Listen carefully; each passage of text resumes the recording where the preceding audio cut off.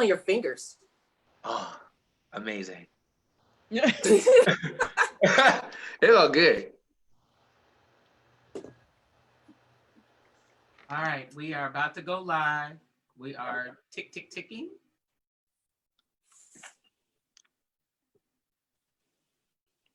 All right.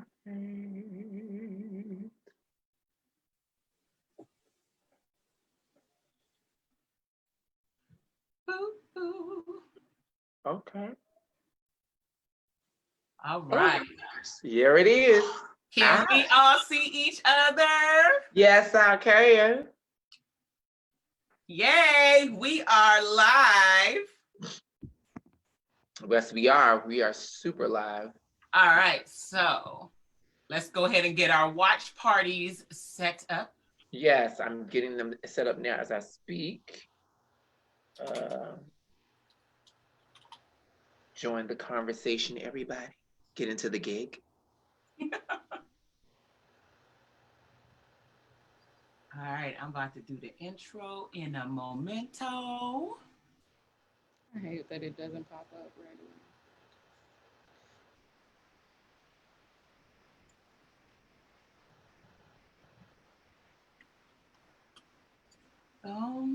Hello, PL Suites. We're about to get into a great conversation. Hope you enjoy. All right. So my friends and my family and our fans and our families. All right, I have just started the watch party, so. Suites. We're about to get into a great conversation. Hope you enjoy. Yes, sir. All right. Yes. Y'all good? Yep. So my friends and my family and our fans and our Somebody's volume's on. Look, that's me. Look, I had to make sure I could hear it. My bad. That was my bad. All right, so ladies and gentlemen, what's up, y'all? What's up to what you got to say? Of course, I'm here today with my crazy co-host. What's up, Miss Cool Candace? What's up, y'all? It's time to chop it up. Hey, what's up, Mr. Cabana Black? Hey, y'all, I'm that dude. And hello, Miss Keela Mahogany. Hey, y'all. All right, so we are going live today, What You Got to Say, episode number 17, and we are going to be talking about the state of maternal health in the United States. So rising rates of maternal mortality have gained national attention, and the 2020 presidential candidates are rallying support around new proposals to improve maternity outcomes in the United States. So what we want to do is start talking about what encounters have you had in the healthcare industry circled around maternal mortality? Talk to us about that. Talk to us about maybe differences between overseas and being here in the States, or from state to state, or if it differed from child to child. We don't only have to stay with just childbirth and so on and so forth, but just overall health. Yeah. How have you seen have you seen racial or different disparities with women's health? So I'm going to let Miss Cool Candace start off with this, because this is a powerful subject to her, and she really wanted to get this one on the table. So let's rock. You got it, Candace. Hey, y'all. This issue was it really kind of hit home for me, because I have several friends that have dealt with this, and I myself have had issues just in the healthcare industry as well, from, I guess, an array of things, from, maternal health, prenatal care, just regular GYN visits, and, how doctors see us. Us meaning women, and more specifically Black women, because for far too long we've been seen as the strong and the overbearing, the aggressive, the hashtag angry Black woman, all those things, and they all kind of can stem from how we are seen in the medical field. I'm not sure if a lot of you have heard, but the father of like gynecology, or modern gynecology medicine, James Sims, he was an old white guy, and he used to experiment on Black women and Black slaves. And he would, whatever procedure that he wanted to do for a white woman, he would experiment on a Black woman or a Black child as a slave first, before he would continue the procedure on a white person. And then in doing so, he didn't use any numbing medication. He didn't use any anesthesia. Several of his patients died. And this man is hailed for the strides that he has made in the medical community as far as gynecology is concerned. And there were a lot of boycotts, people that were trying to get his statues taken down, because he does have statues in like New York City and South Carolina. He has some in Pennsylvania. Like they, the monuments that we are trying to remove or just kind of put in like a museum or something, because it's like they're praising and wanting everyone to be happy that, hey, this is what this guy did. We're like, well, let's really dig into this. Let's look at what he did and how he got to this place.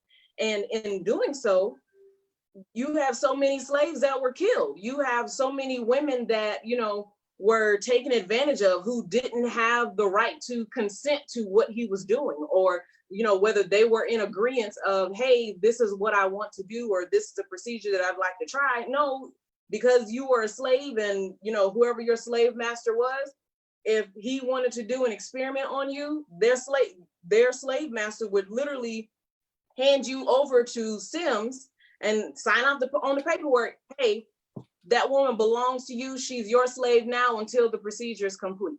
Wow. And so he would literally have full access to you, no matter what time of day or night, to do whatever experiment to you he wanted to do.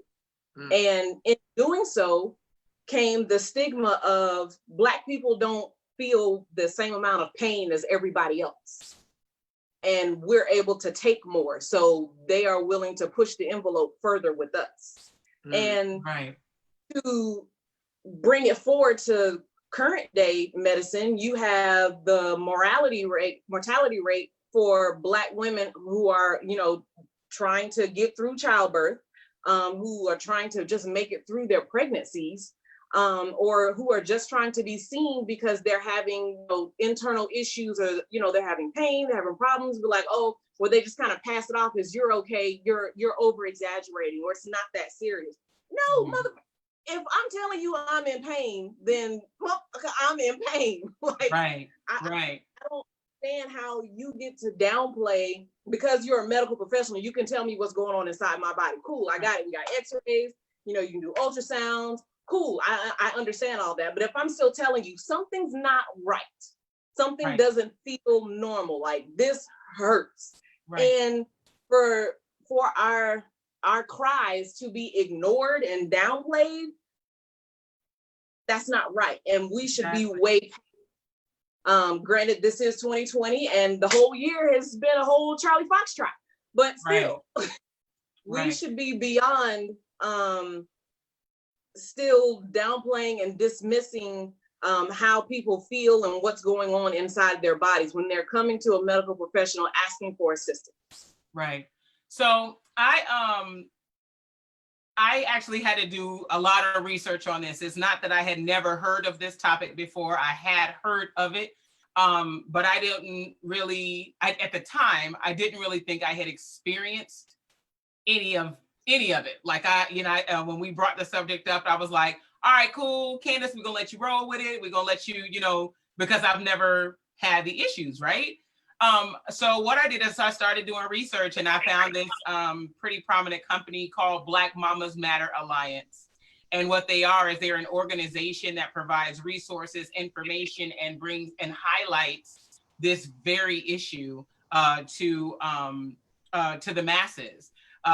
watched a couple of videos, read a couple of articles, and I was like, well, wait a minute. I remember some of these things kind of happening with me, but again, luckily I've been blessed to not have had such a extreme issue occur, because from what I've read, African American women are 3 to 4 times more likely to die during pregnancy or childbirth than other races. And 3 to 4 times more is a lot. You know what I mean? Right. Yeah, it's a lot, and so, of course, the main stories that were popping up was, hey, remember that time Beyonce had issues? Remember that time when Serena Williams had issues? And Right. it's kind of sad to me that it has to take a celebrity to go through something to shine more light on it. But I mean, that's the day and age that we live in. What I can talk on is kind of like the differences that I saw between having my child in Germany and then having my child here. So I was in Germany for about 7 years, and I was lucky enough to be blessed to have my son in Germany. And I did not go to an American hospital, didn't go to a military hospital. I had him right in St. Johannes in Landstuhl, Germany. My prenatal care to me was amazing from start to finish. They made sure that I had my prenatal vitamins. They knew that I had never carried children before. So they gave me pamphlets and websites and books and all of this. And they gave numbers and said, you need to call us anytime you have any issues. And I mean, really, really supportive. One thing they talked with me about during my entire pregnancy was pain management. They talked about that a lot, about pain management, because in Europe, they're not so much the, hey, when you come in the door, let's do the epidural and get this over with. That's not how they are in Europe. So they're like, find out how you manage your pain, find out what your pain tolerance level is. Here's some exercises, how you find out. I mean, I had a doctor ask me, well, how do you maintain your pain? And I'm like, I don't know. I say, ouch. You know what I mean? What do you mean? And this is what the doctor told me. He said, we all bang our foot, hand, elbow on stuff. The next time you bang your foot or elbow on something, take notice to what you do to react. Oh, okay. I was like, that's good. That's good. I said, okay. And so what I realized through the next time I stubbed my toe on my bed, is that I actually process pain through my feet. So as long as I can move my feet, it's something I can control. So it helps me go through pain, right? Mm-hmm. And so we established that throughout my pregnancy. So when it got time for me to have my child, he told me, I'm going to tell you, you may not be able to have your child normally on your back, feet up in the stirrups, because you can't move your feet. So there were things all over the room. They got like 20 different things around the room on how you can give birth. And I mean, this was like the best experience ever. Like, what? There's all these ways I can do all this. And I mean, it was crazy. They had me on the bed. Every time I had a contraction, I had to get up. And the nurse was like, why do you keep getting up? I said, because I need to move my feet. The doctor came in, he was like, leave her alone. Leave her alone. This is her pain management. This is how she does it. And I ended up giving birth to my first child, standing, holding a rack, ducked down, and the doctor told me to put, anytime you have a contraction, drop, and I will push you towards the wall. Wow. I could still move my feet, and he could still get the same push if he pushed me, push me towards the wall. Easy childbirth. When I came to the States and got pregnant with my daughter, totally different. Right. I kind of just felt like just another chick in the office. But I kind of felt like they were just doing that to me because you already been through childbirth before, so we're not gonna give you all the details. We just gonna give you the cliff notes, the brief, the trailer version, and so you can go on through. On your way. Right, and my childbirth experience here was not nearly as euphoric as it was because, again, I didn't have I had a natural childbirth, but I had to be induced. Right. Nobody told me that Pitocin was the devil. Nobody told me that. And the nurses kept trying to get me to sit down during my contractions. And I know that I had to keep yelling at these ladies, no, I gotta stand up. I can't sit down. I can't, and they were like trying to make me lay down. I had to out of body experience, yelling and screaming. I had to tell the doctor, I was on my back trying to do it his way.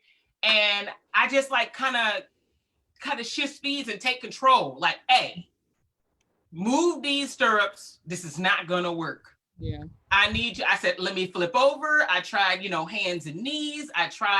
Let me try this standing thing. The doctor didn't know what to do to push me to the wall. He didn't know how to do any of that. And I was like, bring me 2 nurses. And Don't bring no skinny nurses. I need some thick nurses.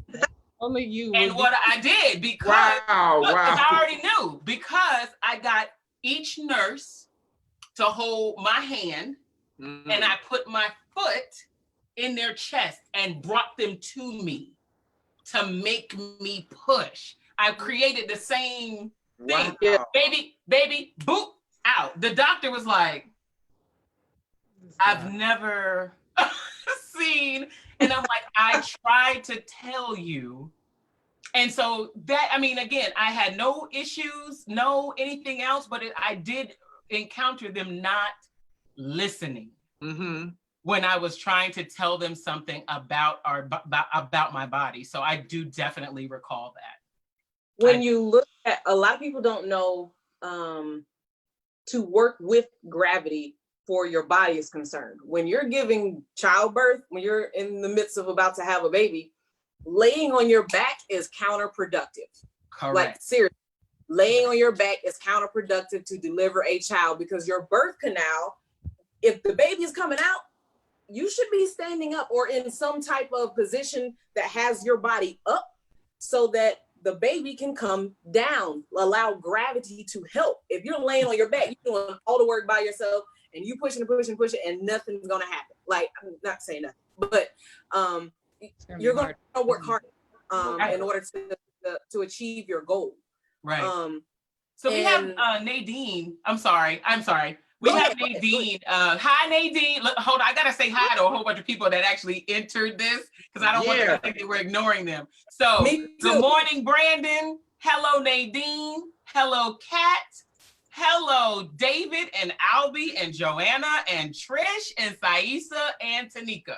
Now, Nadine had something to say. Nadine said, me as a nurse in Germany with mixed kids, I can honestly say my kids never got treated any differently, although never treated any person different because of skin color or experienced that as a doctor who was, I'm sorry, I never experienced or seen a doctor treat anyone different because of skin color or anything less. It hurts to hear the stories that people had to experience stuff like that. And she said, I apologize for the people who would do that in healthcare.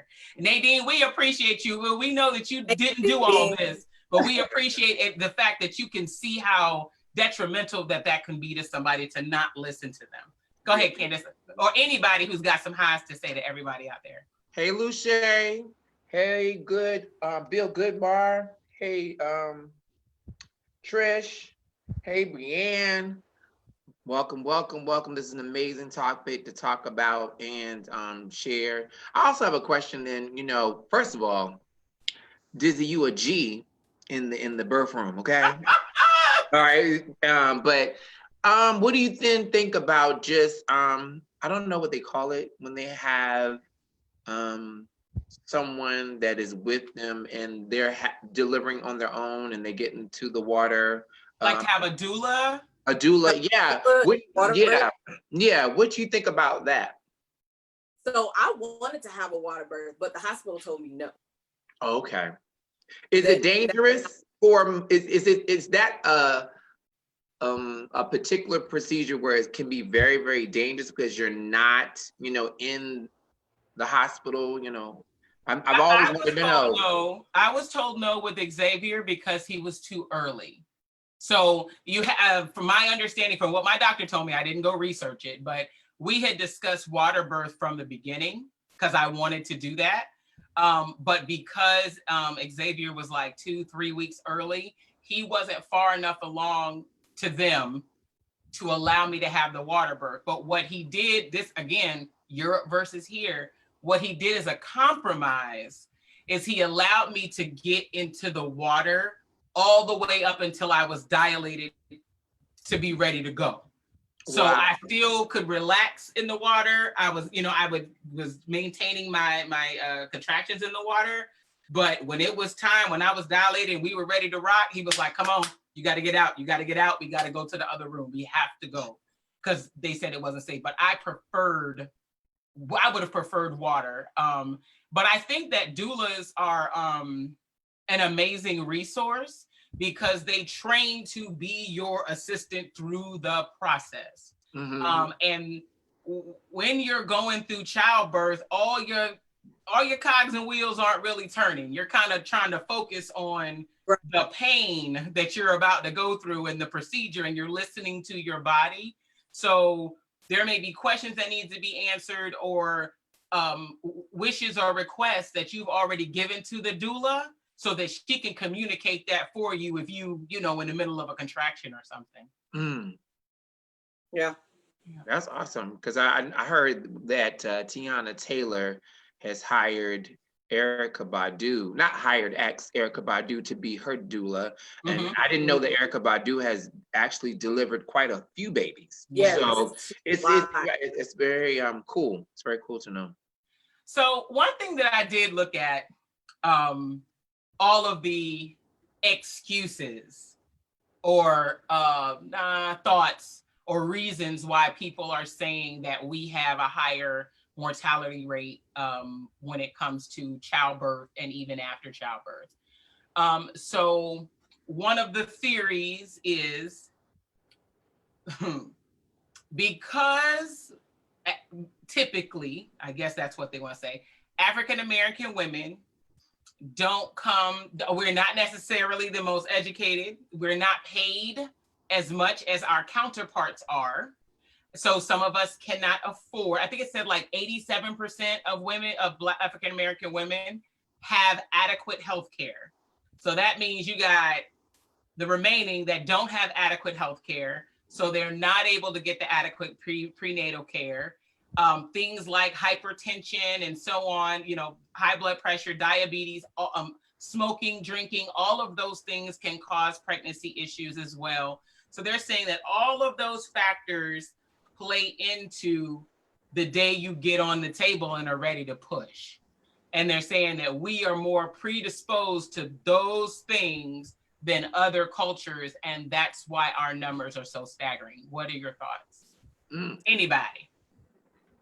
I think that's totally it how can I put it? A lot of the issues that are kind of running rampant within the Black community, diabetes, high blood pressure, hypertension, all of those things, they definitely do play a role in your regular health, and more so in throughout a pregnancy. Right. My mother-in-law, when she was pregnant with her youngest child, she had high blood pressure, prior to getting pregnant. But at the age of 33, while she was pregnant, she ended up having preeclampsia. Mm-hmm. If you're not sure what preeclampsia is, that's when it kind of works with the high blood pressure, and you look like you've had a stroke of the face. Wow. So side of your face will just slump, and the other side will be normal or whatever, but you still can kind of still move along or whatnot. But it can be detrimental to you and the baby. Right. And so, and they say normally it only happens like once or whatever, but she ended up with having Bell's palsy. And so Wow. that's when her face slumped, and she wasn't able to, she didn't know what happened or why it happened. And so when I got pregnant with our last child, my husband was like, hey, you were the same age as my mom was when she had my little sister. And my mom ended up with Bell's palsy. So I want to make sure that you're okay. Like, my husband, a retired medic, so he made sure that I was okay. He was helping me cook meals. He, was helping me up and down the stairs. Hey, you're feeling funky. You're not going into work today. You're going to take a day off. Like, he was at every doctor's appointment, everything, just trying to make sure that I was good to go, because he knew the statistics. Being a medical professional, so he totally understood what could happen, and he knew the rates of Black women dying throughout pregnancy, losing the mother and the child, or dying in childbirth, or just losing the child. What were we watching? I think it was an episode of Empire, and the young lady that was on there that was dating Hakeem or something. The story goes that she was pregnant with twins. And so while she was delivering, she was saying to the nurse, hey, something's not right. I feel funny. I don't like this. Get the doctor. And the nurse dismissed her and was like, you're fine. You're exaggerating. There's nothing wrong with you. You're okay. Your vitals are okay. So you're fine. And she's like, no, something's wrong. I can feel it. Something's wrong. Get the doctor. And the nurse dismissed her. And then a few minutes later, the doctor just happened to walk by, and she's like, Doc, and then vitals start shooting all over the place, and she ended up losing one of the twins. Yeah. So that's just, on a TV show, but still that happens in real life, whereas you could have lost one baby or both, or you died and the baby lived, or the other way around. So, when people are trying to tell you something's going on with their body, or they don't feel right, or something's off, don't dismiss what anyone is saying when they go to the doctor, whether it's a man or a woman. What's going on in your body. He was like, look, I've been having this headache for like 6 days, and that's not normal. Normally I can have one for a day, and I can kind of take some Tylenol or an Excedrin and call it one, but this has been bothering me for a few days, and I'm not understanding what's going on. Can we run some tests? Can you help me out, doc? And they were like, oh, you're just exaggerating. You ain't had no headache for 6 days. Really? Were you sitting at the house with me when I was under my bed in the dark with telling everybody to shut up because they were too loud because my head was hurting that bad? Like, a lot of, I can't say a lot, but there are some medical professionals who will dismiss what you say because you should be able to suck it. Right. But when so for me, just first of all, I'm going to shout out everybody that's listening. If you are looking for a care physician, I just started working, and I'm so proud and happy of this Black woman. Her name is Dr. Charlene Rainey Bell. Look on Facebook. She is in Hampton. She owns a facility. A friend of mine, Tiffany Wright, suffered a stroke, and she went to the hospital, and she felt the same feelings that you would talk about, Candace, as far as something wrong, but it's kind of like they were kind of, I don't even say dismissive, but just kind of making everything so vague. And then she reached out to Dr. Charlene Rainey Bell. I'm saying again because I really, I'm serious about when you recommend someone, really push for wisdom and education. So she went to her, and now she's doing really well. And from it, I was so impressed with her care.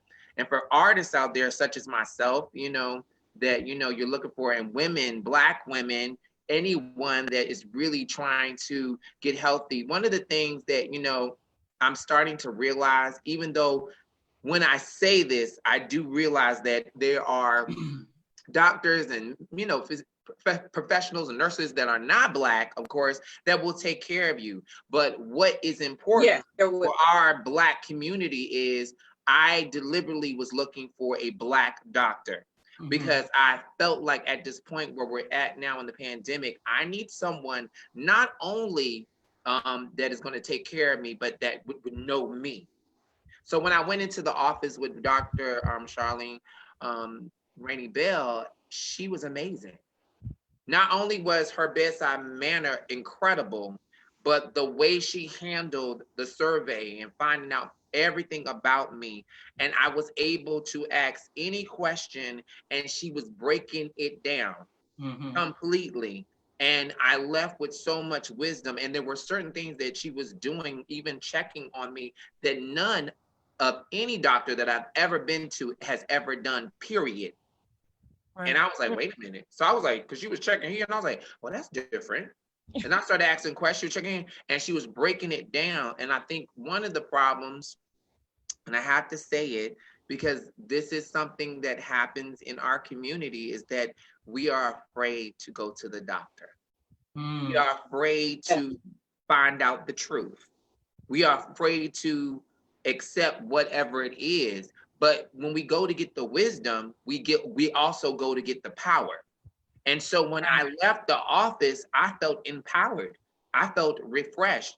And I was like, oh, you really my doctor for sure. That's it. Because I needed to go somewhere that they weren't just trying to make money, because we know that the medical field is a gangster mafia situation and they're making money off of you being sick. So even when she was talking about her numbers, as far as how many people she'll take, she's not even looking for big numbers because she still needs to give quality care. So when you start hearing people talk like that, I think for any woman, especially since we're talking about the subject, and any person, you need to find a doctor that is going to be speaking that language. And so for me, I think another thing that's really important in this time is that for now, I do recommend finding African-American doctors that are truly wise in their field and really wanting to do it. It's not just a job or something that I learned in school. So anybody out there that's really looking for care, Dr. Charlene Rainey Bell is completely amazing. I said it 52 times, so you already know. Cabana don't be pushing nobody unless, and I am, I'm paranoid all day. I mean, I could go outside right now and not touch nothing and go shower 3 times, So it was really amazing to hear. And I think for Black women, maybe seeing another Black woman that is wise, that is giving, it can encourage them. And I think, that's something that I just thought about. I was like, wow, that might be really powerful. Right. So we have Mr. Lance with us again this week, and he typed a statement in there. I believe it's to Candace's response or excerpt about the experimentation. So Lance said, it is unfortunate that way back then, it is unfortunate that it was that way back then to come up with new ideas on how to help people medically. Experiments do have to happen, but as long as it does not break the humane morality. I do not agree with people taking down statues regardless of what happened in the past. My reasoning is because those statues, I do not agree with people taking down statues regardless of what happened in the past. My reasoning is because those statues stand for things not to do in the future. It's a reminder of the hard times people went through, and today is a new era. The medical field is always evolving. They have come up with so many ways to experiment other than human experimentation. So we can say we've learned the lessons from the last, maybe, but malpractice has become such a major issue in today's society. Unfortunately, many people suffer, including their children. So I don't know. I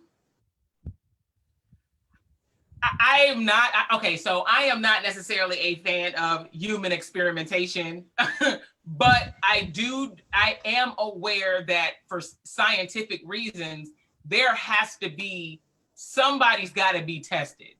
It's got to be tested on some people. So at least have the groups that you're paying. So if you and they have that established now. Hey, we're trying this new, would you like to volunteer? Would you like to volunteer? You will be compensated, If people sign up for stuff like that, I'm game, I get it. But don't slip me a Mickey while I'm supposed to be getting the blood work done. That, I just don't do it sneaky wise. I need to know what you're doing to me and why you're doing it to me. Even in this day and time right now, for as much as people don't want to talk about it, for COVID, somebody, some group and groups of people from every race, color, creed, age, everything, some people are going to have to be the test, knowingly and willingly. Don't slip me a Mickey when I get my flu shot in October. You see what I'm saying? Go ahead, Keila. You wanted to say something. Oh, that's what I wanted to say. Oh, but I needed clarification on the statues. Because she said that they went and took down the statues of the man who was doing this stuff to the people. Okay. That they removed his statues. So respect your opinion. However, we don't need a reminder of people who owned people who look like us. We don't need reminders of that. They can be in museums, they can be in your history books. They don't need to be in cities where Black people have to walk by them all the time as a reminder, because they're not there to show what was wrong in the past. They're there to glorify and celebrate those people. They are not put up. I don't even know who gave you that thought that they're being put up to show you what you're not supposed to do in the past, because they're only put up and they only stay up because people are celebrating them. And so that's not what I want for the Black community. They can take them all down. They can tear them down. However they need to get down, they need to come down. I agree. And you know what's interesting in talking about this, my passion homeless, and a lot of people don't understand that the homeless are used for those tests. Yeah. Mm-hmm. Because everything is not willing. Right.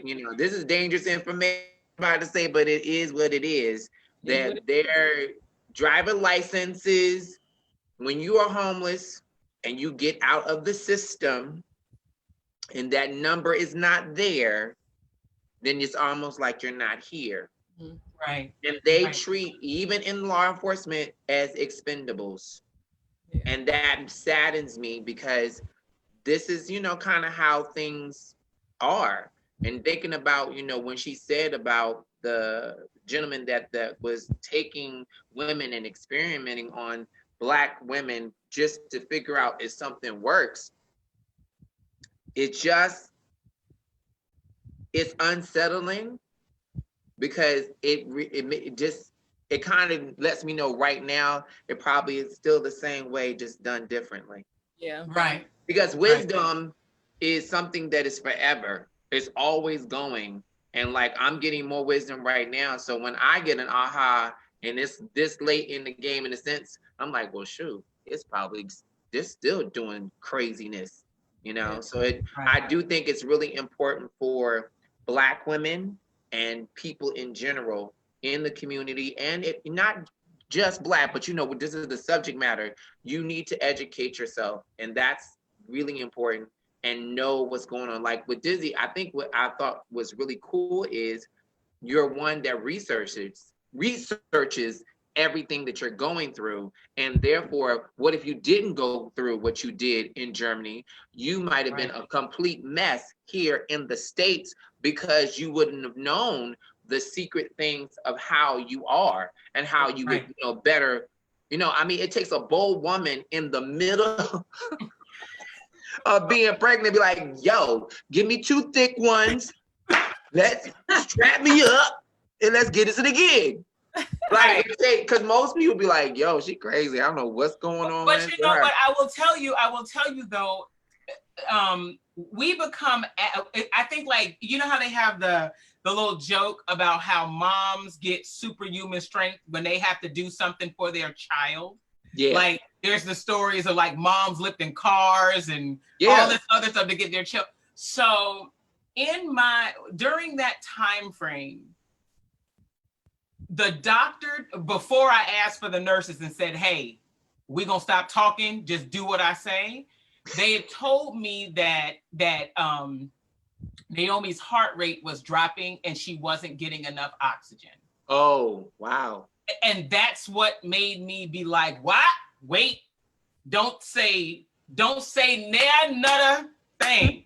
Go, you're going to do what I say now, because since 10 o'clock this morning, I've been doing what you asked me. Now you're telling me stuff that I don't want to hear, that my baby's not getting oxygen, my baby's not getting blood, or whatever. All I heard was something was wrong. And that's all I needed to hear. And it was like, I don't care what else you had, other information you've got for me. We getting her out right now the way that I know how. And it worked. Yeah. You know what I mean? It worked. And I just think that some people, like you said, just never seen it, don't have the knowledge, never researched it. They're, you know, and I also think that sometimes we kind of go off all those old wives' tales that our aunties and grandmas and, you know, during our pregnancies, you know, our aunties and our grandmas and our friends and mother-in-laws and all them, they all have their own views of what pregnancy is supposed to be like. And some, or, you know, or even after pregnancy. And so they kind of ride that wave like, okay, my mom says it's nothing, or my grandma says it's nothing, or she went through the same thing. And we check that box without checking ourselves. We are not our parents. You know what I mean? We're not our parents, you know? But I wanted to hit on something to say, okay, so there is a theory, which I read a lot about, and it's called physical weathering. Yeah. Right? Right. So there is a theory out there about Black women's healthcare that, okay, so the thought is that Black women experience physical weathering, meaning their body ages faster than a white woman's due to exposure to chronic stress, linked to socioeconomic disadvantage and discrimination over the life course, thus making pregnancy riskier at an earlier age. What do you think about that? So basically, I saw this in a article, basically said discrimination is bad for your health. And it is. I mean, you know, with the stress factor. But they chose the word weathering, that because of what we go through, because of what we experience, that could lead to issues in our health as a whole. What you think, Keela? I want you to respond to that. I've just been emotional, you know, for the Black community these last couple of days, because how do they have all of this information? Right. Oh, all of this. And yet it still seems like, and the numbers are still the numbers. You haven't tried to fix it. You obviously have been researching it and asking the questions. What are the solutions? Agreed. It just because it's often like, well, what did that woman do? You know, why didn't she know this? Or why, you know, what was she doing to put herself in this situation? And sometimes that's not it. Sometimes there's information that's going on and that they're researching and stuff, and that they just don't tell you about, that the doctors obviously don't tell you about. I don't have a child, and so I'm not sure what going through a pregnancy is, you know, and how the doctors interact with you. But if they know all of this, because, you know, we come from a place of stress and we've survived for centuries, you know, trying to just make it through this stress so that you can just survive and live until today. And they know, and yet they don't do anything about it. That's kind of how I feel about it. It's like, stop telling me what the causes are if you're not going to fix what those causes are and make sure that it doesn't happen to more Black women. And see, that part right there is the key. Like most people, it's just like, I'll use this analogy, like Dr. Jekyll and Mr. Hyde. You know what I'm saying? It's like there's this battle of good and evil that dwells, and I'm gonna say in everyone. You know, every person has to make a decision. And what I've seen in America is that they've made the decision, for the most part, to be the evil part of it and not share the diagnosis, but they want to know the information. I look at it like this. I ran track. I was bullied in track, but they would watch me, the ones that bullied me, to see what was my weakness. And would not share that weakness with me, because they would use that as a weapon to keep me in place. Right. Until I realized my weakness. And I've always truly believe that stress in general is very dangerous to our people. I believe stress causes cancer. I believe stress causes depression. I believe stress just creates your see, and this is the funny thing. This is disclaimer, everybody. This is just me saying, not nobody else. But if we are a walking miracle, I mean, think about it, we are walking with nothing. We're not plugged up to anything. Black women are not plugged up to anything, and you are pregnant, and you have all this blood and water and cells and moving through your body, and you're not plugged up. And you are, say for the first week, you are all happy. Mm-hmm. Document when you get mad, frustrated, stressed out, looking for stuff, and you pregnant. All of that's blood and those cells, they start to do something.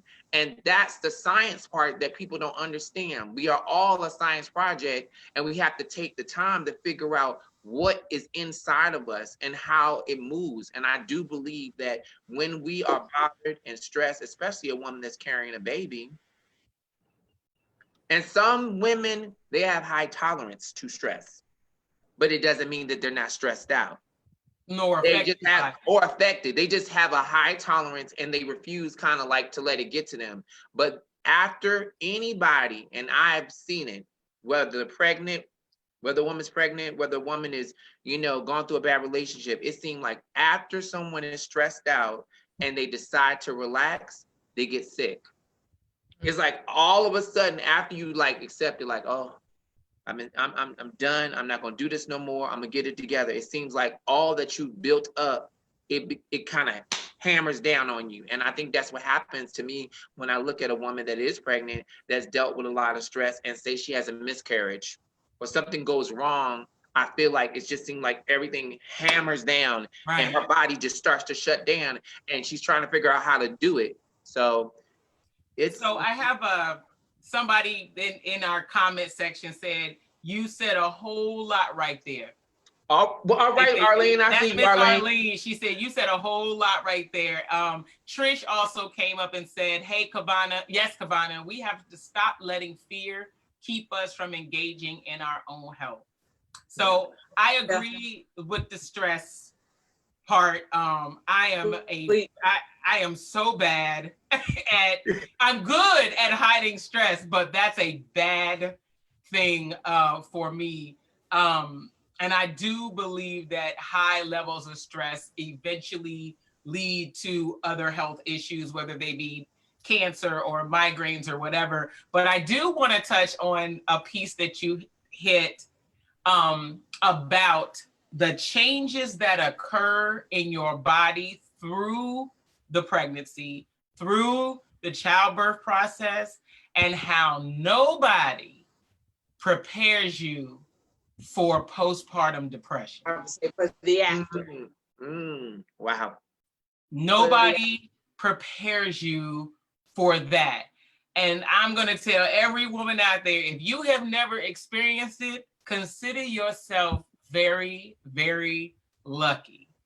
It is so difficult to make sense of it, because you should be, storybook, you should be elated and happy and ecstatic that you have brought life onto the planet, into this earth that is you, piece of you, so on and so forth. But then you feel like the worst mom because the crying aggravates you, and you don't know why you're aggravated, and then you feel guilty because you got aggravated, and then you're tired because you probably haven't slept, and it's just a bunch of stuff that occurs. And I'll tell you, it snowballs. It really does. Because so much. Said the crying and then the baby's up, and then you feel bad because you can't soothe the baby. Like, well, I must be a terrible mom because I can't get my baby to calm down. Or you're trying to nurse and be like, well, my milk won't come down. I don't know what's wrong with me. Or, you can't bond with the baby because it seems like the baby cries every time you pick her up. Look, a lot of people don't know this. And my husband and I were talking about this, and we're going to do our best to make sure that our children, our boys and our daughters are all well informed about the whole pregnancy process, the birth, and the after effect, because postpartum depression can last for up to 5 years. Wow. Yep. Don't know that. You can be mentally affected about giving birth to a kid for up to 5 years. Like, that shit can affect you terribly. And, you know, mom's gonna go back to work. Oh, I'm a terrible mom because I gotta put my kid in daycare. Why can't I stay home and be a stay-at-home mom? Or, you know, I feel bad because I gotta put you off on my husband or on the father, or, you know, we go to the doctor and I'm doing things wrong, or I should have done this, or the baby hasn't hit this milestone. It must be my fault. And there's this mirage of so many things that you're blaming yourself for. And whether it's your fault or not, and majority times it's not. It's nothing to do with anything that you've done wrong. It's just every kid is different. Right. Every pregnancy is different. You can have 5 kids and all 5 kids are going to give you a different outcome. All 5 pregnancies can be completely different. All 5 births will be completely different. It's the same mom, same dad, and you got 5 kids and every last one of them came out different. And you may not even have you may not even have it with the first child. You might not get it till the second child. And that's what's crazy. So with Xavier, it took a minute for the shift to happen in my brain that you're a mom now. Like, you need to slow down. You got to change what you're doing. And no lie, my staff actually that I had in Germany still jokes me to this day. I had Xavier. I got out of the hospital like 3 or 4 days later, and I went to work like immediately. Wow. I think the next week, I think I brought Xavier was in my carrier, in the little body carrier, and I was at my desk at work working. I did that for like about 2 to 3 weeks. And so my husband was livid. He was like, what are you doing? You got like 7, 8, 9 weeks of maternity leave. What are you doing? I was still on autopilot. So my husband calls the doctor. He called the doctor and told him. You know what the doctor told him? He said, the doctor said, give her time because she's gonna crash. Just give her time. She's not gonna listen to you right now. She's not gonna listen to me. This happens with some moms. Give her time and she will crash. I think it was like week 3, done. I think I slept for like 2 days straight, didn't go to work, didn't do nothing. And then it was like God saying, sit down.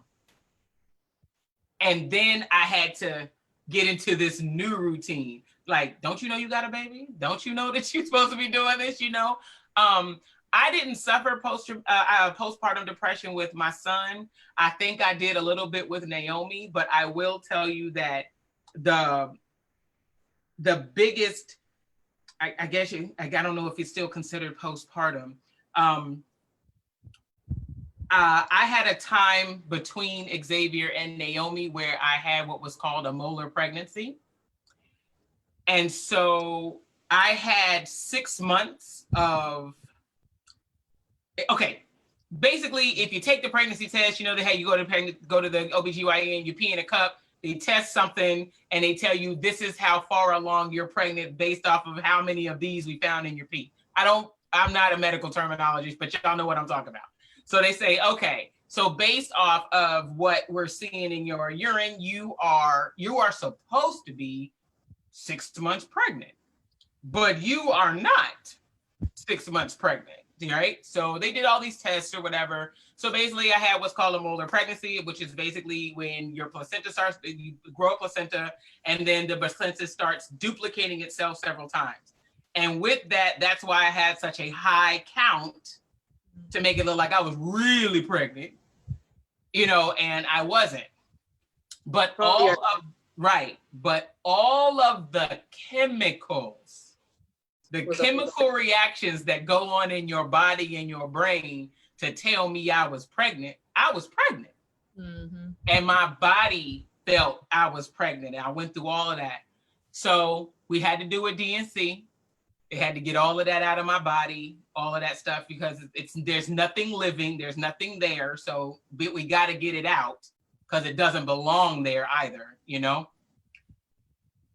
And I feel like the time after that happened was horrible because I got out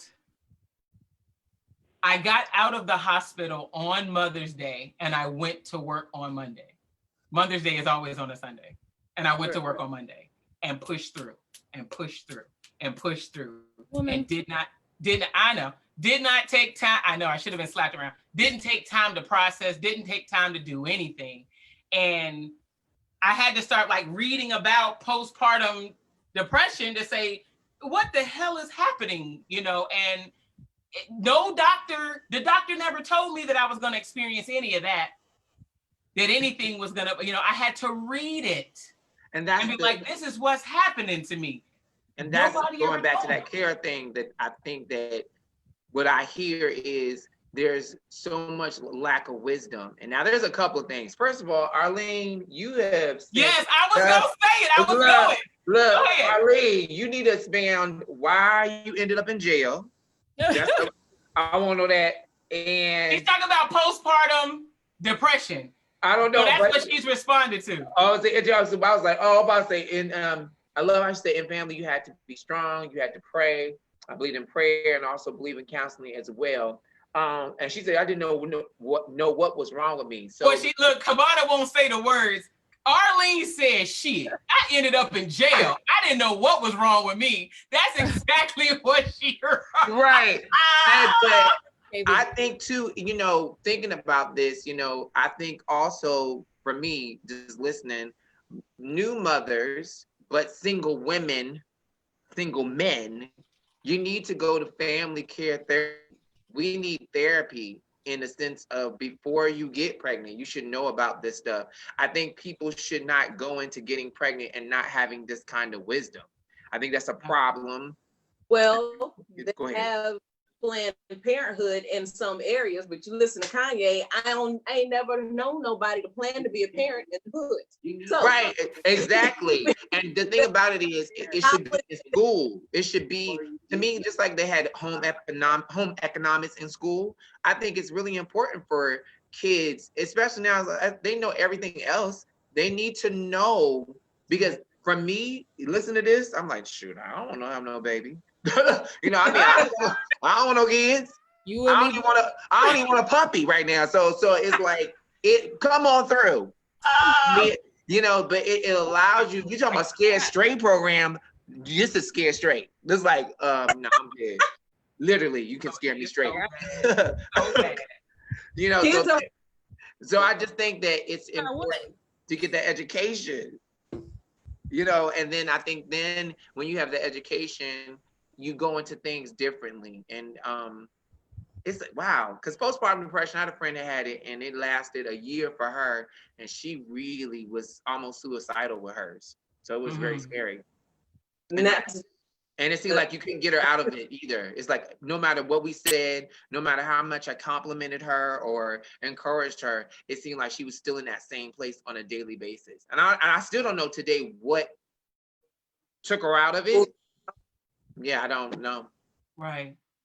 I would really like to see if we have anybody, you know, I know we got quite a few people watching right now. I really would like to see if we have anybody. What? Wait.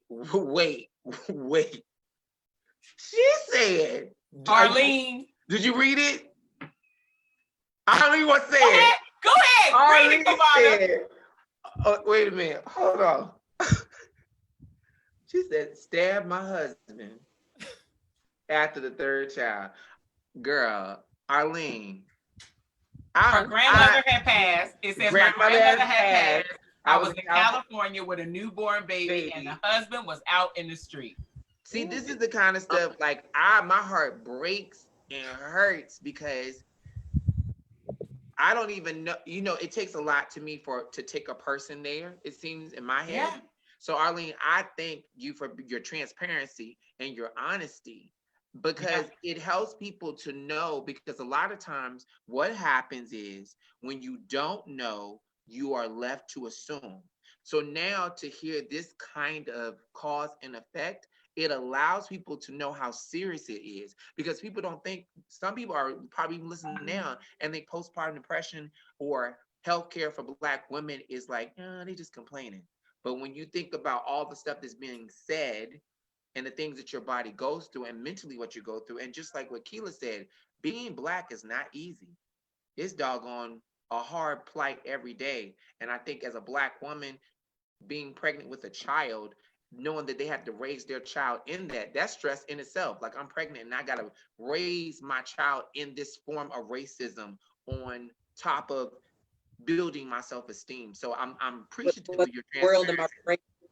Yeah. But that's the piece that, again, in one of the articles that they discussed, is that we have to realize that racism is everywhere. So if we just think that racist people only work at Walmart or only work in retail or are only lumberjacks in backwoods, we are mistaken. No shade on the lumberjacks, for real, or Walmart or anybody else. Because I like lumberjacks, Baby the Big Blue Ox. But what I'm saying is we have to understand that there are judges that are racist. There are all these other, judges, cops, politicians, etc. So why is it so difficult for some people to wrap their head around the fact that your doctor could be racist? Your doctor could be intentionally turning a blind eye to issues that you're bringing to them because they have hate in their heart, not for you as their customer necessarily. I mean, their patient necessarily. It's just because they didn't like the color of your skin when they were 5. They don't like it at 15, and now they don't like it at 35. And they still will find ways to hurt and damage you by any means necessary. Correct. So what one of my friends has done, and she was one of the people that I was thinking about when I brought this discussion up, because she was having issues throughout her pregnancy, and her doc was dismissive and was telling her, well, you're okay, you're young, you should be able to put up with that, like that's nothing serious. And they were very dismissive and kind of drug their feet with things that she was having problems with. And she did some research or whatever and went back. And so the next time she went to her doc and she was telling him, hey, I'm still having these same problems, this is what's going on, this is how I'm feeling. And the doc was still dismissive, like, oh, well, you're exaggerating, you're not making any sense, it's not that serious. So at that point she was like, okay, this is what we're going to do. I want you to put in my chart that I said A, B, and C, and this is what I'm asking for, and this is what has happened to me. And I want you to list in the chart that you are no longer willing to provide adequate health care to me because you don't believe what I'm saying. So make sure you write that down in my chart and make sure that you annotate next to it or sign it and put your signature next to it or initial it or whatever, so that whoever else can see in my file, I said what was wrong with me, or I said what issues I was having, and you didn't pay me any attention. Yeah. She said the doc left out of the room, came back and said, well, you know your body, so I'm gonna go ahead and issue you this. And this is the thing right there. It's a shame that we have to do that.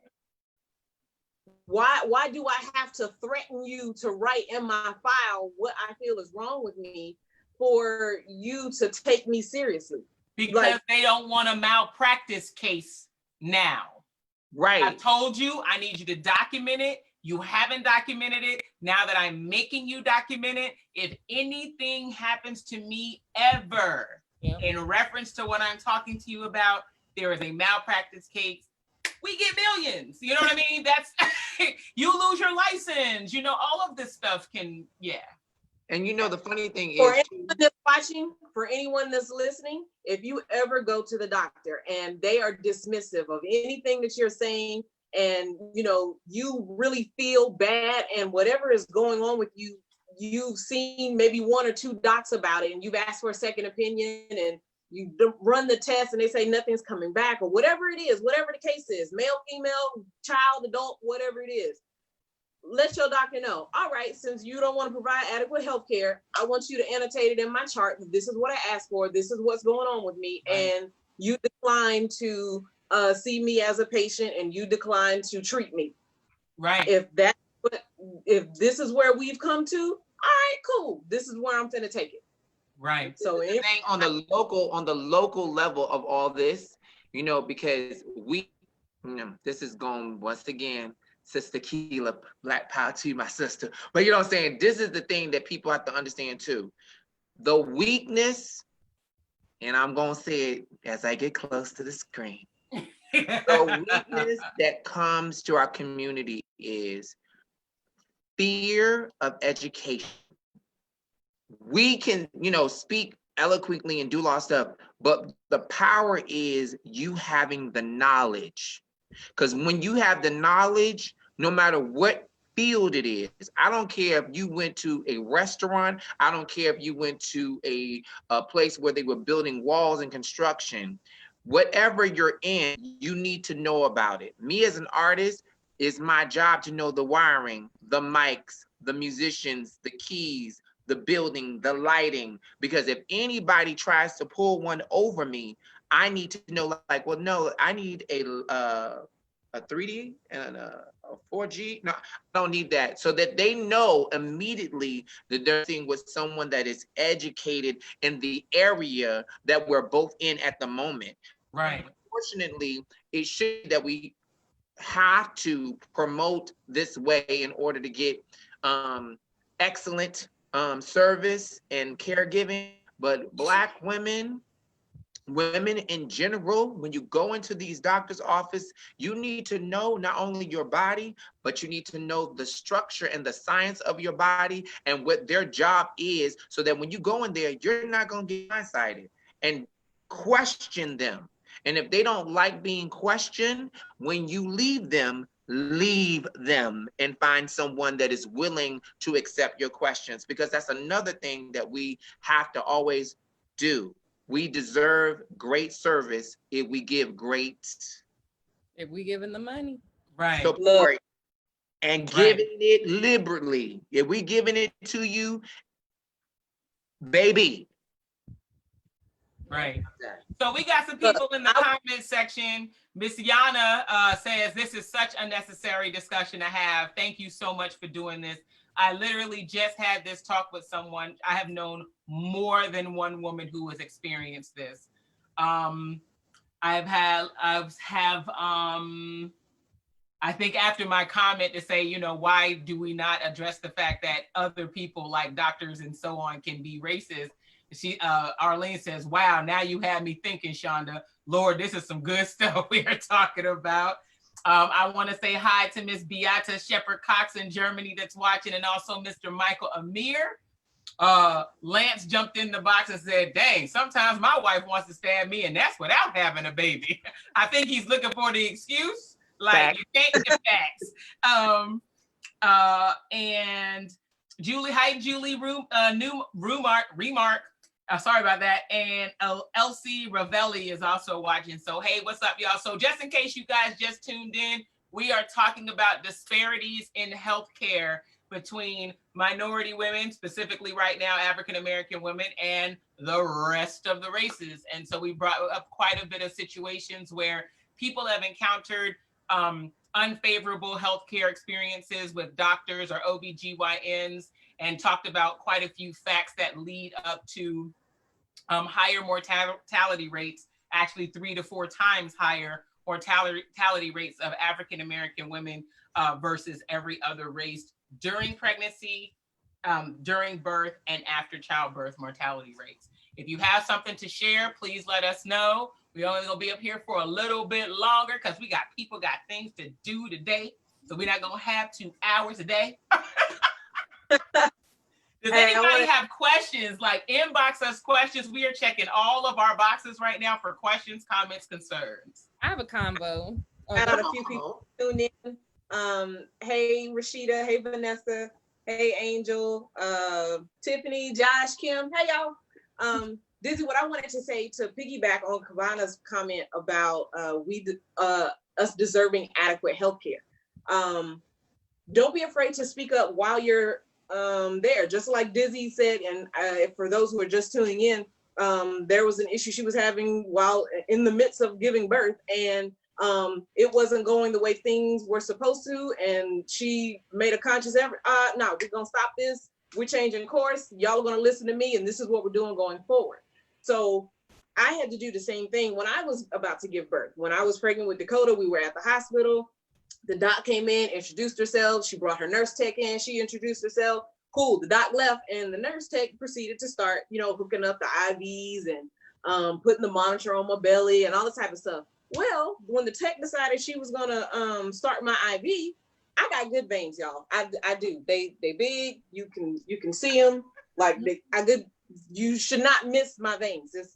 They're right there. They big, and they don't roll. Right. So, right. So, the girl proceeds to try to start the IV, and she misses my vein. Ooh. Okay, you stuck me once, and you missed. I'm not pissed at this point. I'm not. All right. So my husband, who's a medic, at this point, he's like, okay, let me coach you through this because my wife gonna flip shit.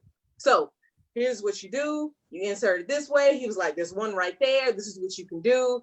Hold the needle this way. You slide it in like this. Like, he's giving her a whole tutorial on what somebody should have paid him for that, but go ahead. This bitch missed again. She's mad.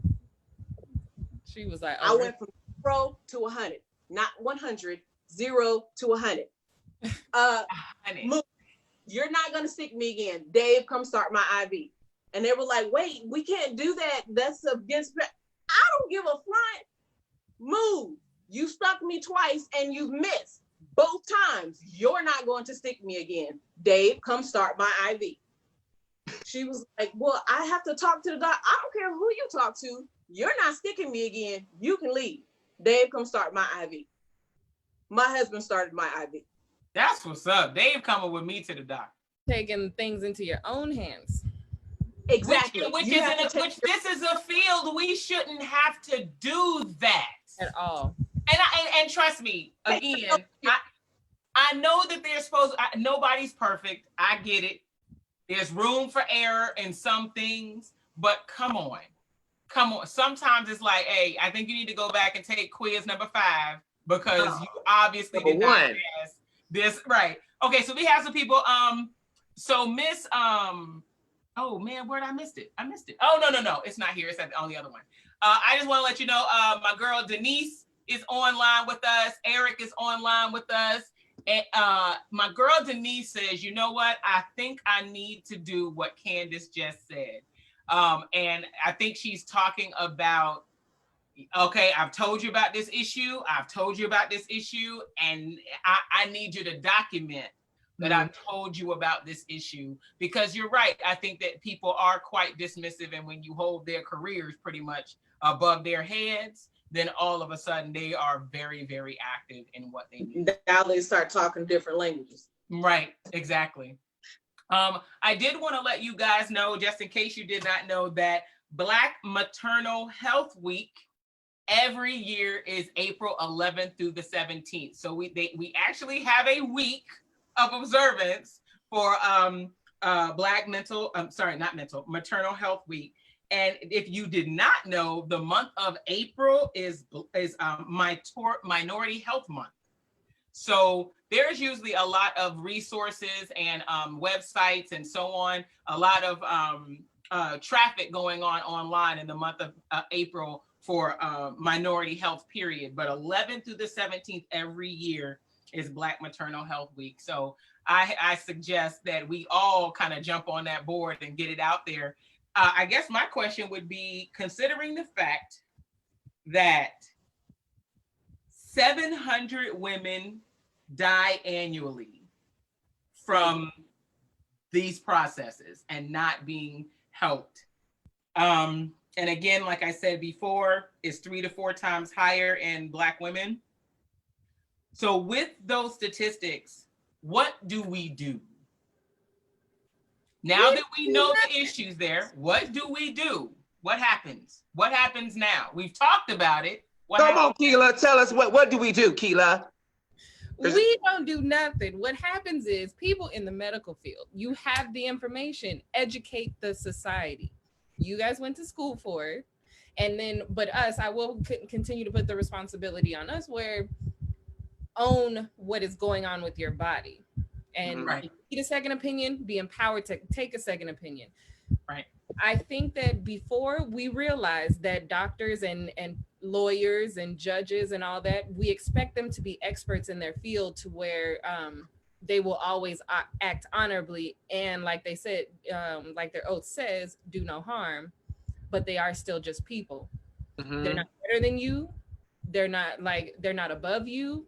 Just because they went and got a skill does not mean that they're any better than you. And so if you have a question about what's going on in your body, just go ahead and say that. But the medical community needs to get control of this, if this is, you know what I mean, so that we don't have this issue. Make sure that you're informing your patients. Educate them as much as possible, like they did in Germany with Dizzy. Give out information after overshare, because we don't want this to happen. We want people to feel comfortable. You know, it's so funny because I know this is gonna be crazy for me to say this, but this reminds me of The Incredibles, the first one. Remember in the beginning when, you know, they were superheroes and they were helping everything, and then things went bad, and then he started working for the company, and the man wanted him to basically lie, but he was trying to really help the old lady and help the people coming in. But he was like, this is about business, health business. And even in cartoons, you know, they let us know what it really is. I've always said that movies, cartoons, they always are pretty much 80% of the truth of what's going on in the world, because the people that create them are human beings. So I really think it's, like she said, you got to be your incredible hero. You got to put the S on your chest. And you have to teach your kids, like they taught their kids, to use their gifts to open up windows and doorways and alleyways to blessings, because it is unfortunate that as we have gone on this journey, as what you got to say, every area that is supposed to help us, I don't know if y'all thought about it, but I thought about it, from medical to the police field. All these things that are supposed to help us are funded by money in such a major way that it can only create evil. By the people, and that's the people's money. And it hurts people like the pregnant woman that is Black, that needs understanding and wisdom, and you rather her to be dumb than smart. And so definitely from this, thank you. First of all, Candace, thank you. You know, because I really, because I ain't got no babies. I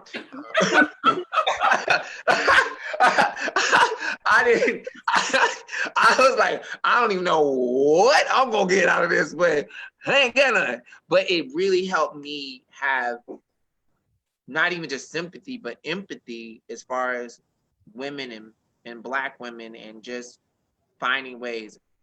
Dr. Charlene Rainey Bell, everybody. Go. Go. And in your post.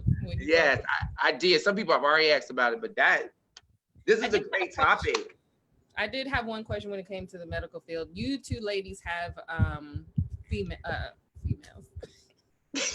Yes, we have female parts. Yes, ma'am. They do. Have little girls. Okay, so how are you going? Can you give other parents out there or women out there some advice on how you're gonna walk them through the like how to take care of their bodies now from a young age? So like when they get into puberty, and like making sure that they know that their doctor is their confidant, you know. I was thinking about how I'm going to interact with my niece when it came to, you know, being her confidant. And she also has another aunt that's in the medical field. And so I was talking to her mom and I was like, you know, how much do you want me to share with you if my niece comes to me about some stuff? You know, I said, and when she goes to your sister, who's a nurse, what type of relationship do you want them to have to where she can take care of some things because she might feel too embarrassed to, you know, talk to you, or letting her know, empowering her to know that when you are in the doctor's office, that is your appointment because this is your body and you have to be able to take control of that. What age do you think that should happen? So just kind of how you're gonna help them walk through the medical world as they get older. Well, I mean, I would say right now, I mean, my boo-boo's only 5.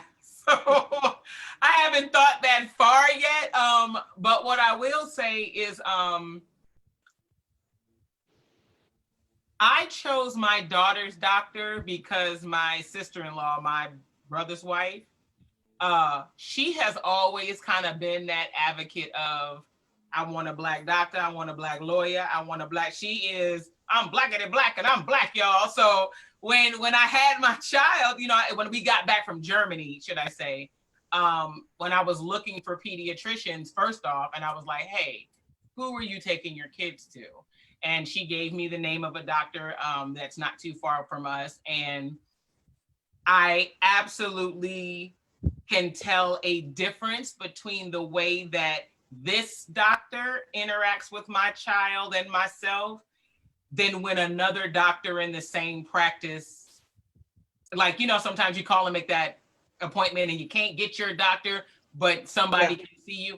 Very different. I will not say it's because of race, because it could just be lack of familiarity. So I'll chalk it up to that, but it's very different feeling. So I think the first steps that I've been taking is showing my daughter the level of comfort that she needs to interact with the doctors that we have.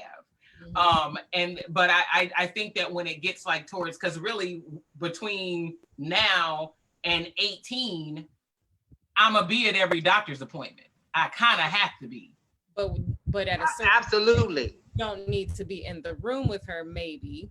Yes, I will. Now to 18. Absolutely. Yes, I will. Because something that's going on with her that she feels too afraid to talk to you about, and so then she holds something back. 18. Absolutely. There is, because I'm going to tell you, and I don't know, maybe my relationship with my daughter will be different. I don't know. My mom was in every Were you ever appointment. Say something in front of her? No, because of the relationship I have with my mom. Yeah. Because of that, the relationship I have with my mom, like, you know how they have that little stereotypical situation when the mom thinks the daughter has had sex but not sure, or the dad thinks the son has had sex. Ain't want no guessing. Yeah. I came home and I was afraid, you know what I'm saying, to tell her, but I knew I needed to tell her. Yeah. That's relationship. And that relationship I have with my mom, I had to tell her. But that's what I've built with my mother. And so my goal is to have that same relationship with my child, because if anything pops off at all, I need to know first so that I can help you. And I've already kind of seen it with my son. My son will come tell me when he's done something wrong. I can see it when he has done something wrong, but he's going to tell me. And I'd be like, oh, okay. And he's like, well, I thought you'd be mad. I'm mad at the situation. I would have been madder had you not told me. Now, let me show you how we move forward and work this thing out. So no, 18, she can go to whatever she wants, how she wants to, but it's my responsibility to make sure she knows who, what, when, where, why, how, until 17 and 364 days. But the thing about it is, you know, this is really good because I have a beautiful, beautiful niece who is at the University of Florida. She's here now. Anthropology, has her last year to go. My sister is an amazing mother, because you're not there to be a friend, but the friendship comes through. And I'm gonna say it. I'm gonna get close to the screen. The the transference of power.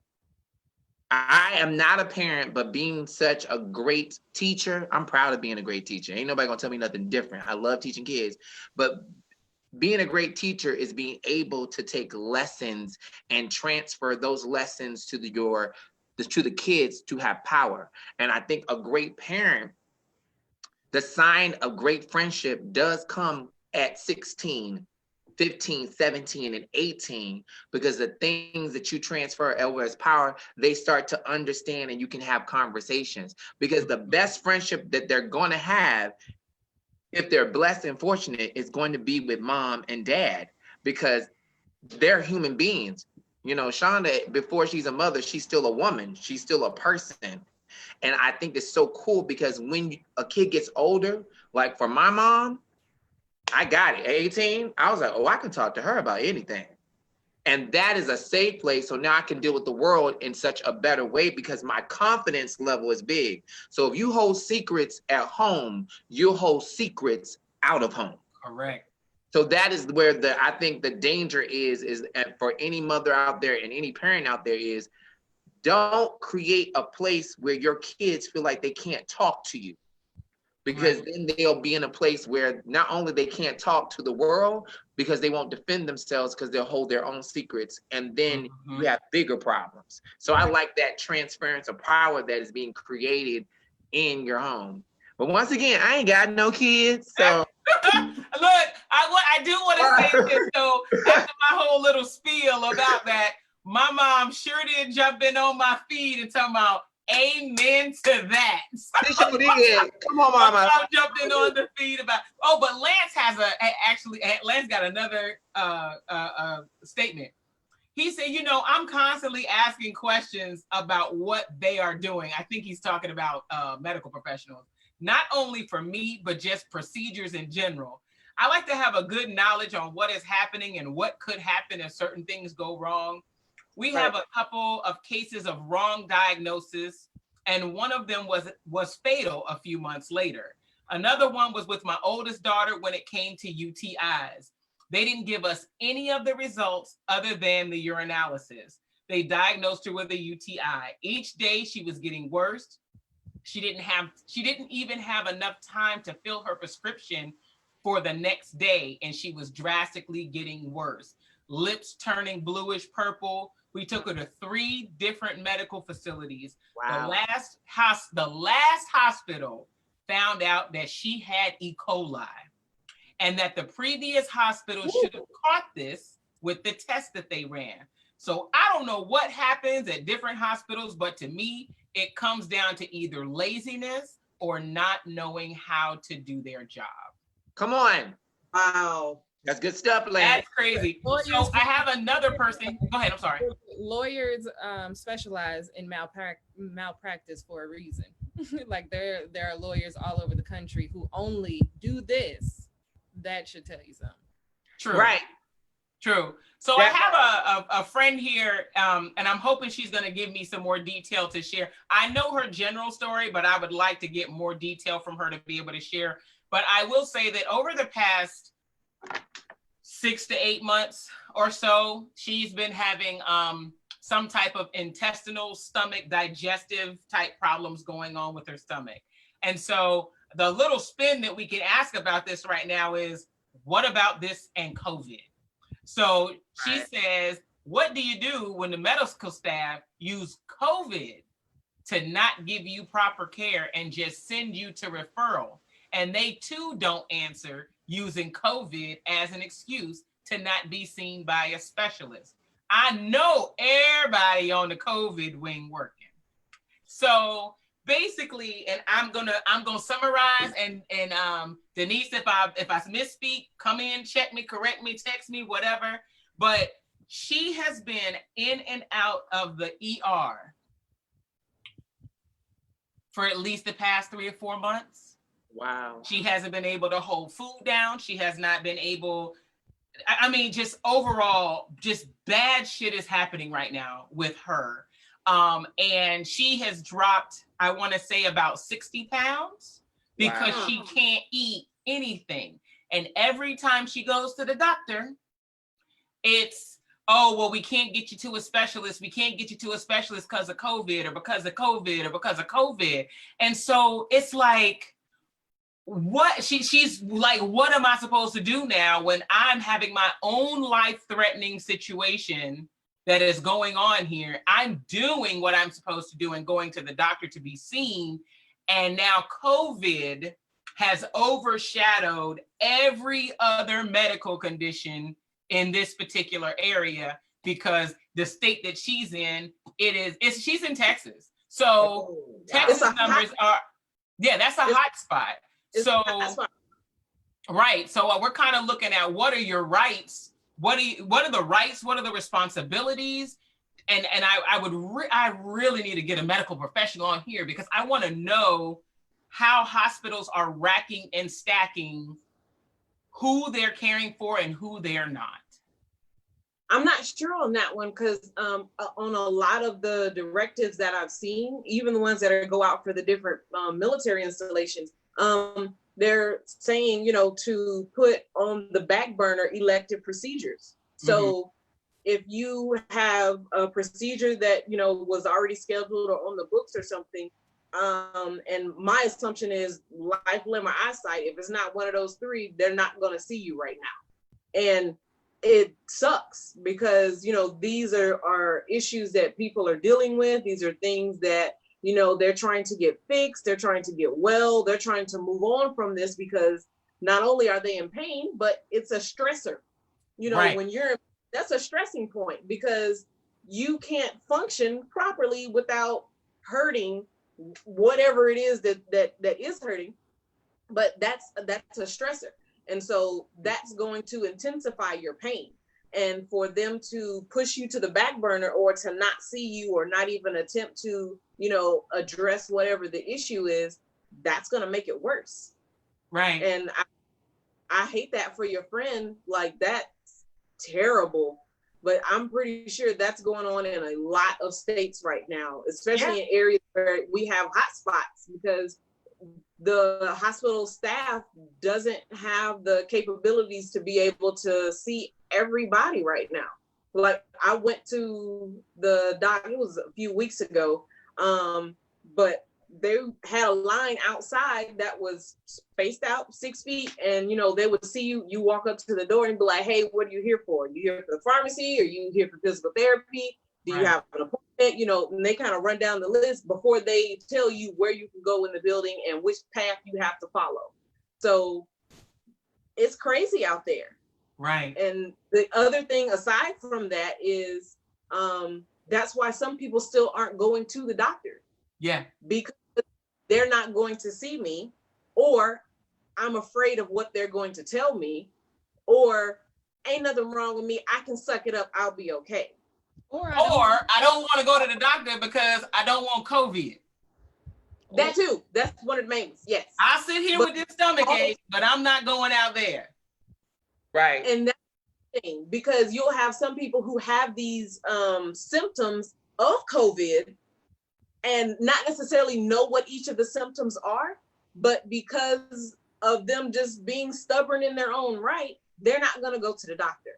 And I think that's what's causing a lot of older people and some family members of other folks to pass, or for once they do get seen, it's, not saying too late, but it's damn near past the point of no return because had you said something a week ago, we could have jumped on this and we could have been proactive, but now we're being reactive. So you're trying to play catch up. Right. And if you are seriously having issues and you're seriously in pain or you're having problems and you have to go to the doctor, get you a mask, pray to whoever your God is and go. But sitting there to take it and you're getting worse by the day is not going to help you in the end. Not necessarily, not take that back. not only to look out for your own health, but look at the health of your family members. Right. Because let's say you have What could children you be bringing back to them if you go? right. Because what would you be bringing back to them? Or who's to say you don't already have something and you spread it to them, or you can be spreading it to them. Right. Or, oh, I'm just going to go swing by my mom's house and check on her and see how she's doing, but you're already sick and you don't know it. Right.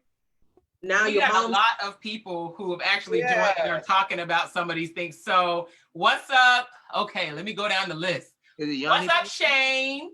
Hey, Opie. Hey, Smith Earl Simmons and Shonda Carter and James St. Patrick and Scott Walker. Okay, so my friend with the stomach issue said the issue is she's gone to both civilian and military hospitals and is running into the same issue. Shane says resources in those regions, especially the doctors, are stretched really thin. His husband is a physical therapist and he's nearly full time at the COVID clinic. They're pulling all resources to the COVID clinic. My friend James said he just got over COVID and it is nothing nice. And Yana, so I have a friend, oh goodness. It was a good one. Tawan and oh goodness gracious. Okay, Yana. So Yana is a friend of mine from way back. And so Yana says, hey, as far as healthcare, I had an MS attack. Yeah. I'm in pain 24/7 already.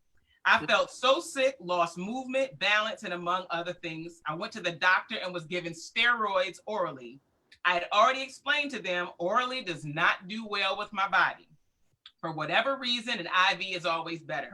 And I was told the same thing. Hesitantly, I took it anyway. I blew up like a whale. I was so sick. I went to the hospital. I got to the clinic first. I almost passed out at the desk. And I was finally rushed back to the hospital. I was pumped full of drugs and left on a hospital bed in the ER triage area. I was literally crying out in pain. Hours ignored. By then, my then boyfriend was observing and listening and asked what the WTF, what the F they were doing and when they are going to treat me. I ended up back in the hospital after being told nothing was wrong. Wow. That's a lot. That's crazy. And she's also in Texas. This didn't happen recently though, but still it happened.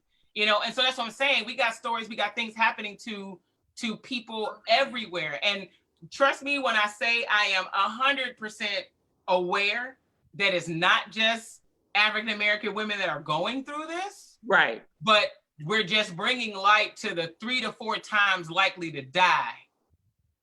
One of my friends, healthcare system. When we were in Germany, she delivered her son. We were at I'm not gonna say no names. So we were in Germany at the hospital, and she coded. She had to have a blood transfusion. We almost lost her after she had her son. And scariest thing ever, she already has other kids. And so with this being, another child that she's had, she knows how the birthing process is supposed to go. It's not her first kid. She knows, what you're supposed to do, how to get through pregnancy, how to do labor, how to push, everything. She's good. She didn't have to have a C-section, nothing. But I think something was with the placenta and she ended up losing a whole lot of blood. And initially they were like, oh, she's okay. She'll be all right. She ended up having to have a blood transfusion because she had lost so much blood. My friend almost died. Right.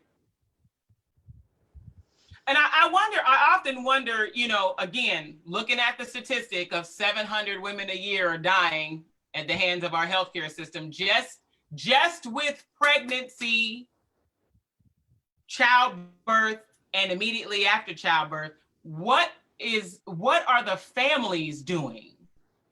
What are the families doing? Are they getting closure? I'm not saying, I know they're going to sue and get financial compensation, but then after that financial compensation is received, what other things besides the Black Black Mamas Matter. There's several organizations, but this is the one whose site I kept going back to. What other things are being done to bring light to this subject?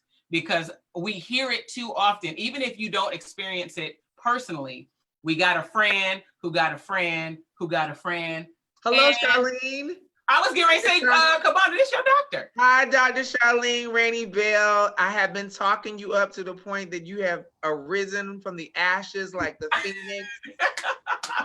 Right now, we're talking about a subject, but I really wanted to share my experience that I had with you since you're my doctor.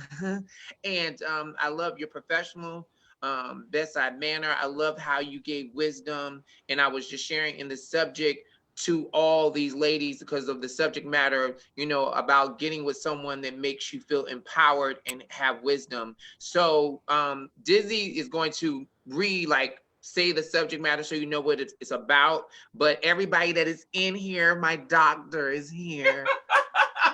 Well, hello, Dr. Rainey Bell.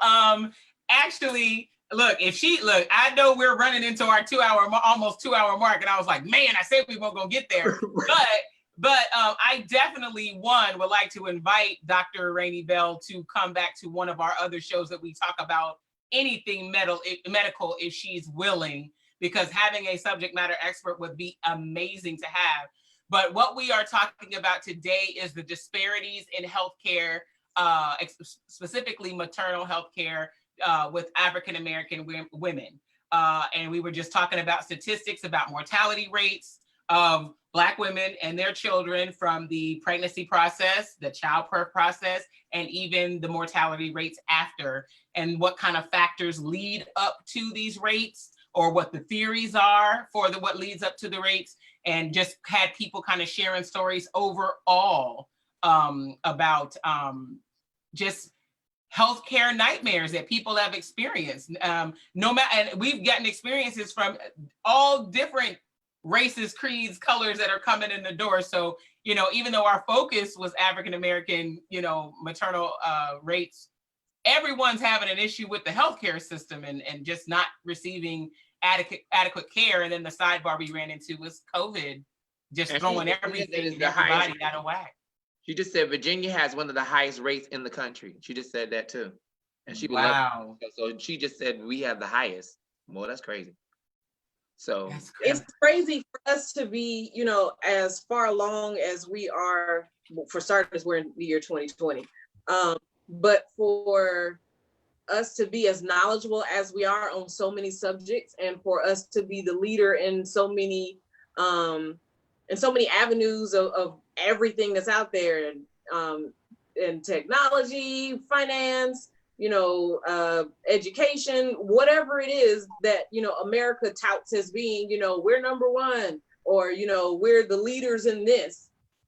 Why are we so far behind in so many of those same areas when it comes to minorities? Because it's not just Black people, it's Black and brown, or, you know, just for women, or for gays and LGBTQs. And why are we so far behind on so many of these issues, despite being so far ahead on so many others? Like, what can we say in this conversation to bring more awareness to those policymakers and those people who can make changes to policies that would benefit the masses? Because right now it's not there, and right. And I don't have a solution for it. Like I said earlier, that for you know, if you have a medical professional and they're telling you, you know, I'm not going to do this, or, you know, you're exaggerating, and you tell them, okay, annotate this in my chart, this is what I've said, and this is how you responded, and this is what you said. Like, that's the only solution I have at this point.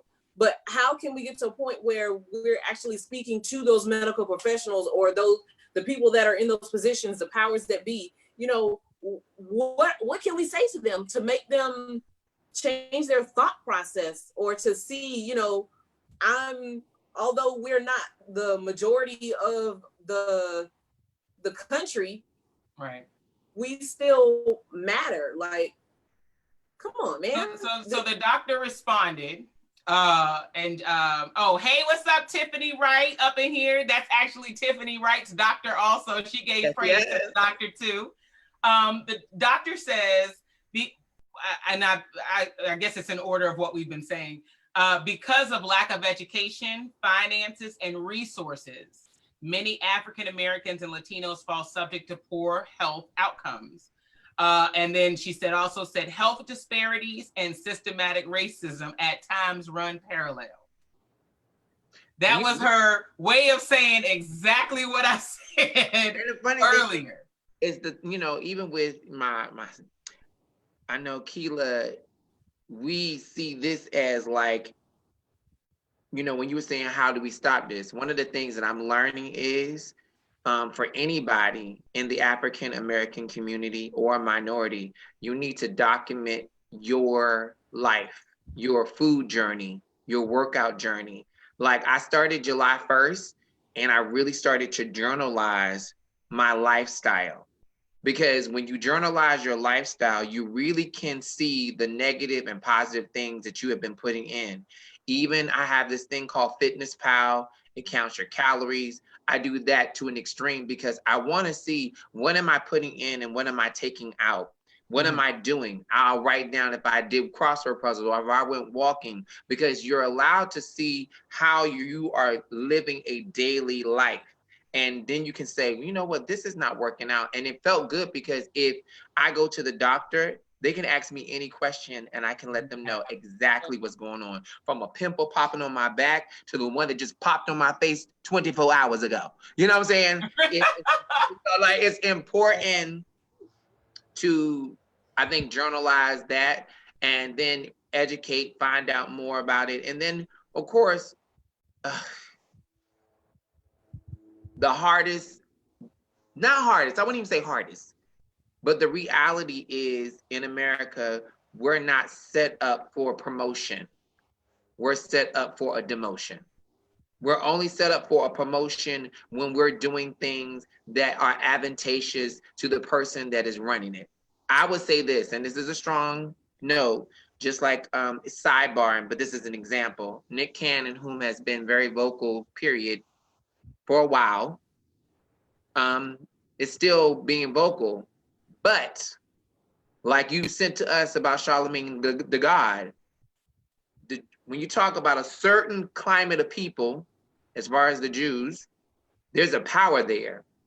And I believe that power, I want it for us as African Americans. Mm-hmm. I want that same power for any other race, because it doesn't make sense that we can't be able to go in and be properly respected, not just for our opinion, but for who we are as human beings, without that quote status of money, power, and respect.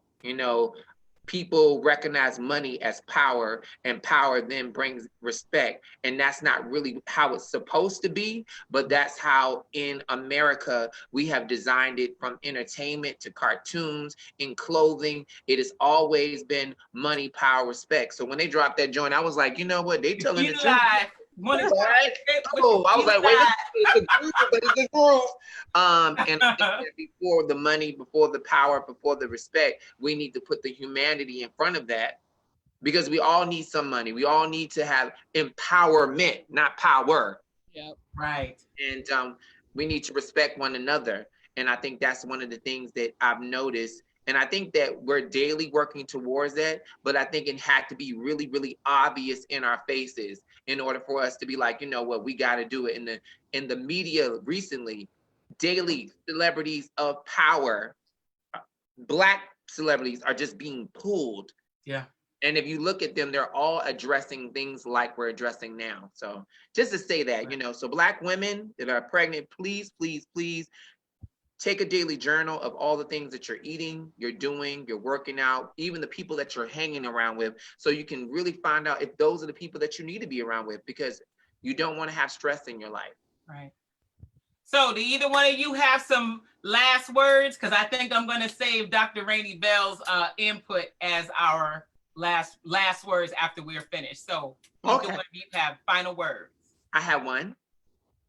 My final word, if Denise is still up here, It's real simple. God, I ask you to watch over Denise. I ask you to cover her territory, cover her body, cover her mind, give her peace that passeth her own understanding. We know that no weapon formed against her shall prosper in the name of Jesus. We ask for the doctors that come across her path, that they, when they see her, they will be encouraged to help her and help herself, God, to bring her to full recovery in Jesus' name. It's not a lot, but my little is much. So that was my last word to pray for you. I love it. I love it. Thank you, Kavana. Candace? Last words, y'all take care of yourselves. Do your best to ensure that you are an advocate for your own health. And do not let anyone, medical professional or not, tell you or discredit how you feel or make you feel like you're less than because of how you're feeling. Whether it's your mental health, your physical health, your spiritual health, take control of that. Grab life by the horns. Take care of yourself. Like when you go to the doctor and you're asking for specific things, whether you're asking for information, you could go in and like, I'm not a drug seeker. I'm not trying to come in here asking for pills or anything. I just need information. This is what's been going on. Can you help me? Is there another way that I can manage my pain? Is there something else that I can do? If you're just, probing, asking for questions so that you can have your own mental clarity, and your physician or whoever you're speaking to isn't willing to be forthcoming with the information or at least point you in the right direction, if they don't have the answer, you need to find somebody else to go see. Right. Because that person's not here for your best interest. And if you plan on being around and being able to engage with your family members and your friends outside of, whenever outside does open back up for real, then you have to take care of yourself. And like I said, that's your mental health, your physical health, your spiritual health. It's all encompassing. So you will need to ensure that you find someone that is an advocate for you, just as much as you are an advocate for yourself. So speak to your doctors, let them know what it is and what's been going on with you. And if they will not treat you or they aren't willing to take your thoughts seriously, then you make them annotated in their chart. And you're like, look, if something else happens to me, I want it noted in my file that this is what I said and this is what I asked for, and you ignored me. And if need be, I will sue this mug and I will rename this hospital after my child. Keep playing. I love it. Miss Keela? Ditto to everything that everybody has been saying today. I do want to say, arrest the cops that killed Breonna Taylor. She was a young woman, African-American woman, who was fatally shot by the Louisville police. I've put in my watch party the change.org petition that you can sign. I'll also put that in the comments of what you got to say. Call the Louisville mayor, the governor of Kentucky, call the DA's office in Louisville, make noise. There's an organization called Until Freedom and other organizations that are bringing awareness to them. But I've been following Until Freedom, and they are actually out there trying to in the face, doing a face-to-face protest for her, to get justice for her, because nothing has been done. So let's. And can we say that she was a healthcare worker at 2 hospitals? Frontline, fighting COVID. Sleep in her bed. Right. Okay, so look, I just want to let y'all know, just in case y'all didn't know, our live starts at 1:00. So we have, the numbers have shot up now that we get ready to end. But you know what? You can always roll it back and listen to what we've said, because it will be posted on our Facebook page. Roll. Right? So I'm going to say what's up to Edward Walker and Barbara Pitt and Raymond Pickford, because they just jumped in the building. All right. So I got a couple of comments that I want to make sure we get in there, and then the wrap up from Dr. Rainey Bell. Hey, what's up also? Adrian Parker, what's up, AP? In response to trying to get power like the Jewish, Miss Tiffany says, our Jew bros and sisters have that money and aspect. Power is fueled by that. We as a community don't realize our power. Our dollars matter, but in order to do that, unity must happen first. A lot of times the unity part is our issue. Yana says, amen.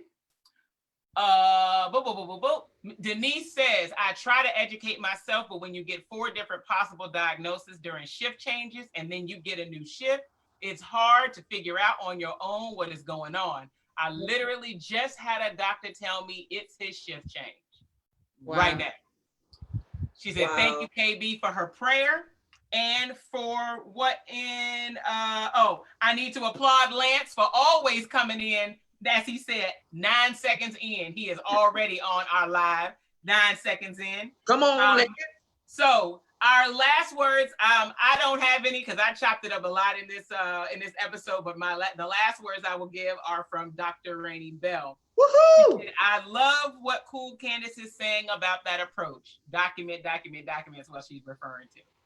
All right, so Dr. Rainey Bell's approach to healthcare. And my approach to healthcare, my stance has always been, you treat the patient like you want to be treated. Also taking the time to get to know the patient as an individual and not as a whole. Each patient isn't the same, even if they have the same diagnosis. It is important to know your body and your health. I have many patients that don't even know their own blood type. Help the provider by painting the story of your health. And not a shameless plug, we're going to plug her. If you are in need of healthcare providers, please make your appointment at www.convenienthealthcareva.com. They are accepting new patients. So get it to the gig. Go where you are celebrated and not tolerated. Let's go see Dr. Rainey Bell. All right, so this is going to wrap up our episode of Whatchu Got to Say. Just a public service announcement. After this episode, probably in about an hour, we are going to post the flyer and materials for our sip and paint that is scheduled for next Sunday. So we are going to do a sip and paint live through our Facebook page. So I'm going to put the materials in there and so on and so forth. So set up, sip and paint with us next week at 1 Eastern Standard Time. 1 Eastern Standard Time. Sip and paint, what you got to say. Love y'all. Bye. Yes. Peace.